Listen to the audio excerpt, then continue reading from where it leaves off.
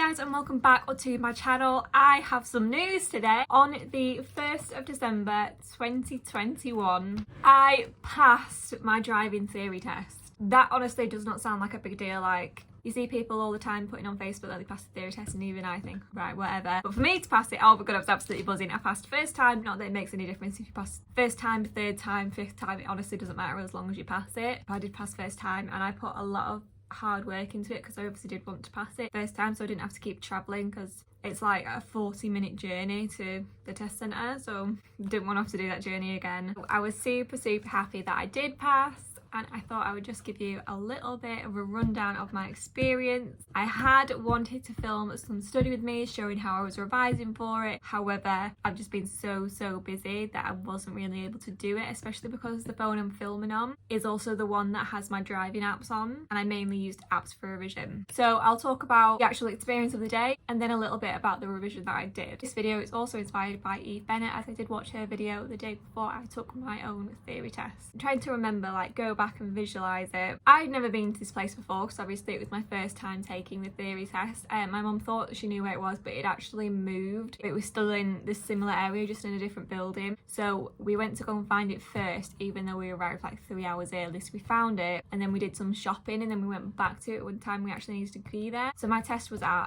2 o'clock, but you have to be there 15 minutes before. I think I went up the stairs. It was such a bizarre building. The actual test centre was on the 6th floor of this building, and as you went in there was nobody at reception to like explain anything to you, tell you which stairs to go up, because there were 2 different sets of stairs. So I went up one stairs, and then that was a dead end, so I had to go find the other stairs and then go up them. And then as I got onto the 6th floor, there was about 5 other young people all just stood outside the room. So I thought, everybody stood outside the room, they must all be waiting for the same appointment as me, therefore we must not be able to go in yet because it is 20 minutes before the appointment and we are not supposed to go in until 15 minutes before. So I thought, like, they've been told that we're not allowed to go in, even though it's very specifically says you're not allowed to wait anywhere. So we were all just sort of stood there like looking at each other, but no one was talking. Very awkward. Anyway, then a person came out and was like, "Oh, you're all here for like 2 o'clock appointments?" And we were like, "Yeah." And they were like, "Oh, you can come in now, it's fine." So we went in and we handed over our provisional driving licenses to the reception desk, and then we went and sat down in the waiting area and waited for them to call our names. So when my name got called, she explained that I have to basically agree that I'm not bringing anything in, that I shouldn't be, and stuff like that, and saying that I understand the format of the test, and like looking up on the cameras and saying yes, and then signing my name on these 2 different pieces of paper.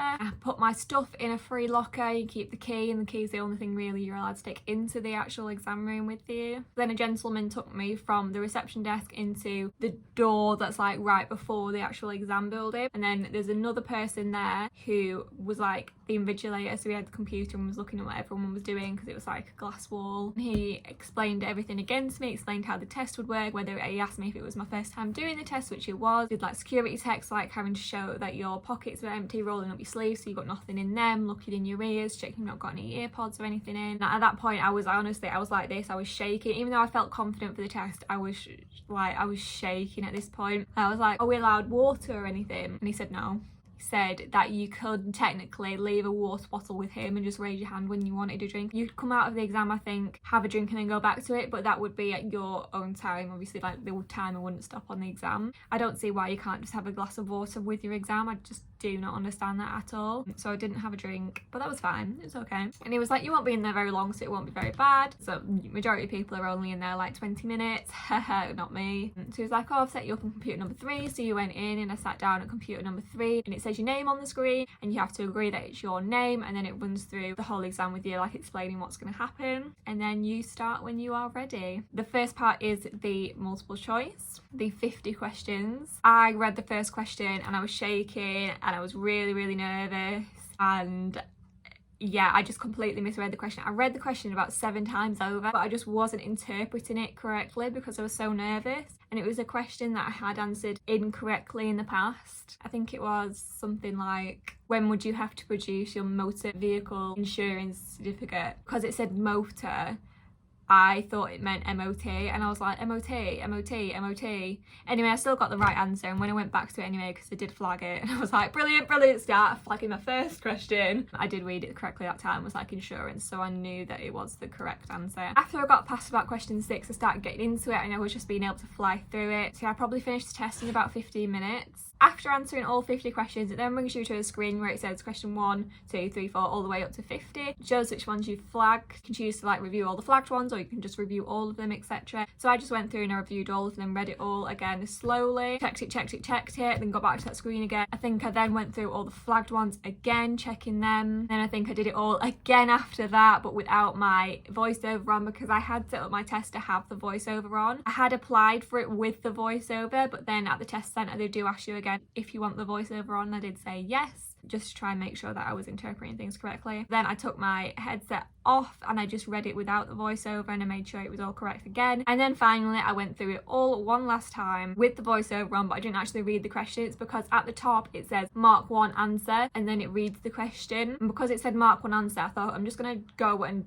triple check that they're all only one answer, even though I knew they would be. I just thought, why would they say one answer if there's going to be any that aren't one answer? So I just quickly flicked through that, mark 1 answer, mark 1 answer, mark 1 answer 50 times. But that was fine, and I was feeling confident with my answers. People say that the ones on the app are exactly the same as the ones on the actual test, and some of them were. However, some of them weren't. The questions sort of did require you to interpret more from what you've learned. It's like there being an end of a dual carriageway sign, and it's saying what is the maximum speed limit you could go after passing this sign, whereas like on the app I think it would just say what is the meaning of this sign, and then you get questions about speed limits and stuff separately. So yeah, I think there was another question about caravan snaking and how you'd stop it snaking, and it just wasn't worded exactly the same as the app, and for that reason I did flag it, even though I was pretty sure it was the right answer, which it was, because I did get 50 out of 50 on my multiple choice. I had about 20 minutes left when I said end of test, at which point you can have a 3-minute break before you move on to the hazard perception, which I did. I just tried to clear my mind, tried to refocus and think, right, what am I going to do in my hazard perception? I need to click all the time, but I also need to not click too much, and I just tried to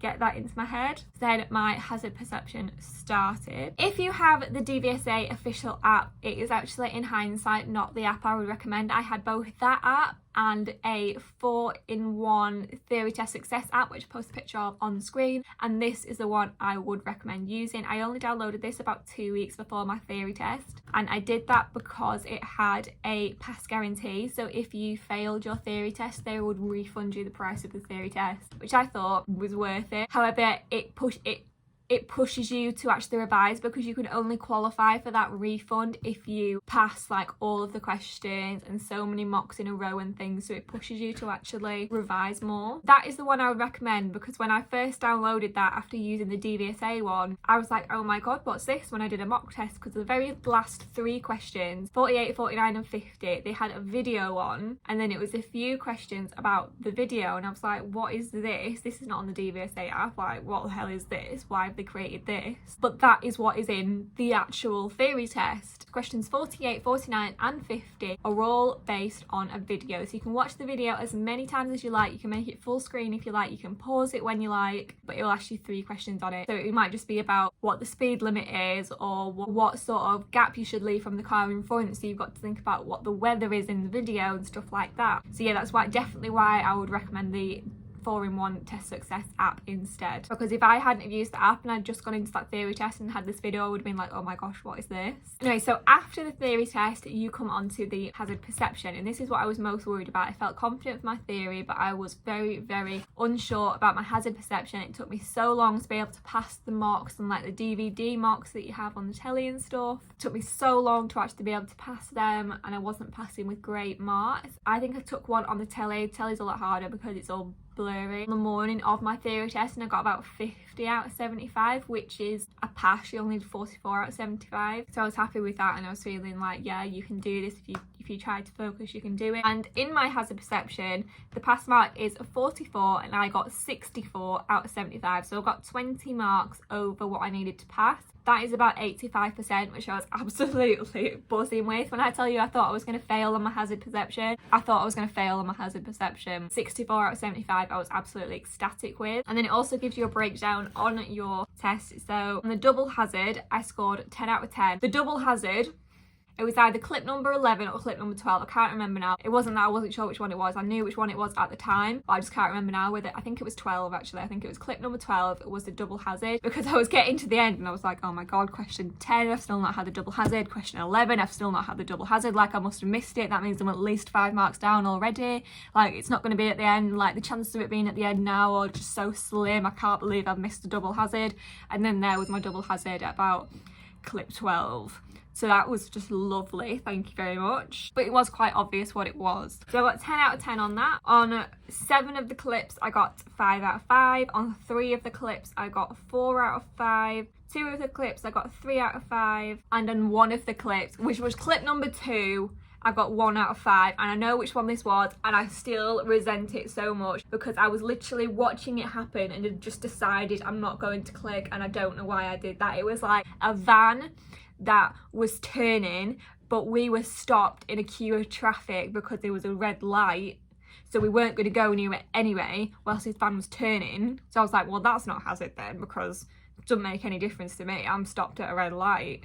But then the light went to green and the van was still turning, so the van was then a hazard. But by the time the light's gone to green and then it's a hazard, so then you've clicked it, you're then too late and you only get 1 out of 5. That's how I remember it anyway. That might not be how it happened, but that is how I remember it, and that's how when I went on it and I went, yeah, I've definitely not got good marks on that clip, definitely not. Because I'd watched it turning, but I was like, that doesn't affect me, I don't need to click. Just click for everything. There was one clip I must have tapped literally 16 times on, and people told me if you tap more than 10 times, you're very likely to get disqualified. And I think I counted the flags and it was about 16 times I'd counted this one, and I was literally there. It must have been about clip number 11. It gives you a bit of a gap after you finished it before it moved on to the next one. And in that gap, it would tell you whether you're disqualified or not. And I was literally there like, don't disqualify me, don't disqualify me, don't disqualify me. I was panicking.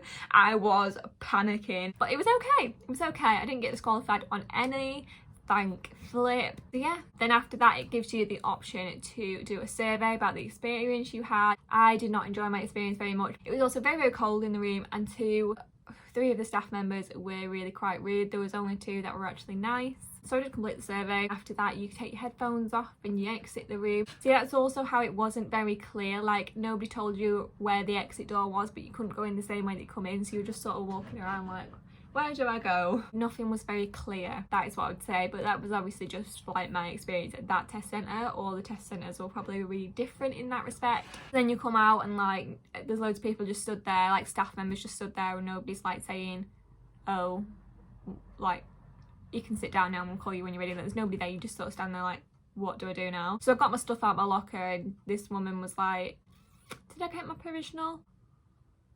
They must have given me my provisional back. I can't remember. I had my provisional because I had to give my provisional to the woman when my test certificate printed off. I had to give that to her, but I can't remember at what point I got given that back. Oh well. So yeah, it took ages for it to print, and whilst I was just sat there waiting for it to print, not knowing whether I'd passed or failed or not, this lad came in and he was like, oh yeah, I've got an appointment for 3 o'clock, and at this point it was 3:05. And the guy was like, well, you're a bit late, but okay, have you got your driving license? And he went, oh no, I forgot it, but I've got a picture of it. And I was like, oh my God. I'm there, I've absolutely revised. I've stressed myself out so much trying to pass this, and there's other people that just rock up and like literally don't care. I mean, you do you, hon, but I just find it so funny how people are so different. So I don't know whether we got to take his test or not, because my certificate then printed, so I then had to leave. She folded up the certificate so that you can't see whether you passed or failed until after you've left. She didn't say anything to me, she just said, here's your certificate and your provisional back. And then I left and I looked at it and I was like, oh yay, passed, woohoo. Then I went and told my mum and told everyone, and that was how it went, and it was, yeah, good. So in terms of how I revised, I have briefly touched on it. I downloaded the DVSA app and also the 4-in-1 test success app. I boxed off all of the questions on that, loads of mocks, one after the other. I kept flicking between the 2 apps doing test mocks. I boxed off every question and every reading section on the other DVSA app as well. And anything that I thought, oh, I'm a bit confused with that, or I might forget that and it seems important, I screenshotted it. And then I made post-it notes and flashcards about the things I'd screenshotted. So I didn't do it on everything, just on the things that I screenshotted, because some things do seem like common sense to me, but like the meanings of like a single yellow line in comparison to a double yellow line and the road signs and things like that. I did both physical flashcards and Quizlet flashcards for them. I also made post-it notes, and then I also had a book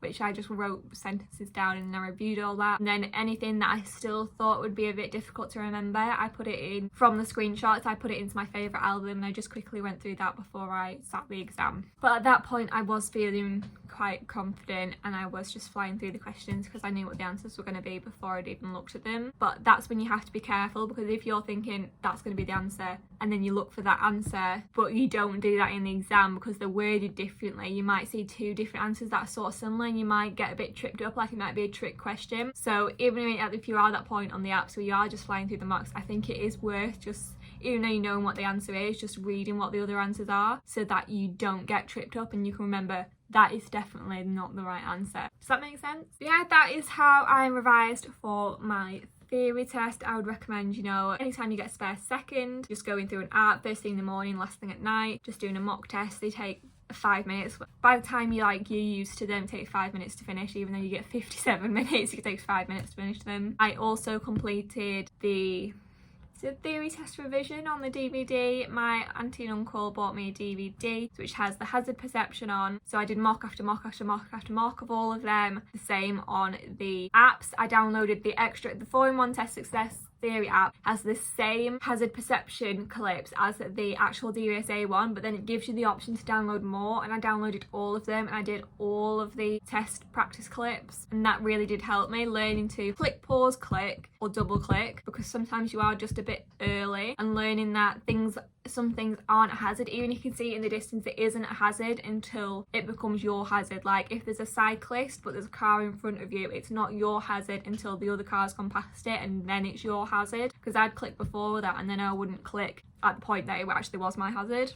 But I think you learn to interpret that more as you practice it. But like I say, I never felt confident with that, so maybe don't take my advice. This is the book that I got for my birthday. It was my cousin's. My cousin had already used it, which means it also was from 2016, so I read the highway code and everything from it, and it was actually quite interesting to know what I already knew, because some things I was reading I was like, oh, the highway code's actually changed on that now, that's not actually true. But the majority of things are still true, so I do think it is worth reading. Obviously you can get an up-to-date one that's a lot better, but it has all the road signs on. I also printed off loads of road signs from the government website that it recommends learning. There's also a road sign quiz on the 4-in-1 app as well as a game, so I do think that's worth doing. So I read all of this highway code. Anything I thought, oh yeah, that's a bit difficult, I took a picture of, and likewise with the screenshots I just wrote it down on post-it notes or on flashcards. So then we did also have sections like this which were quizzes, so it's basically just the multiple choice, the same as on the app but it's in a book. Because my cousin had already done it, she filled it in and she checked whether it was correct or not, I was able to just fly through reading it. I didn't actually have to write it down myself, which made it a lot easier for me. But if there were any questions that I did get confused with, again,